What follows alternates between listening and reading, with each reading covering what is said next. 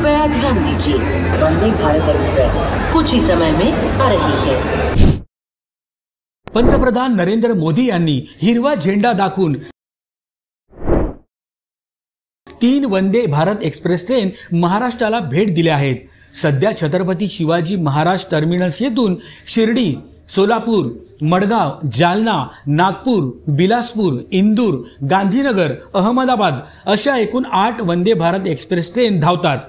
त्यात भर पडून आजपासून पुणे ते कोल्हापूर अशी पहिली, तर पुणे ते हुबळी अशी दुसरी, तर आणि नागपूर ते सिकंदराबाद ही तिसरी अशा 3 वंदे भारत एक्सप्रेस ट्रेन सुरू केल्या आहेत। यामुळे या मार्गावरील प्रवाशांना अधिक आरामदायी व गतिमान प्रवास करता येणार आहे।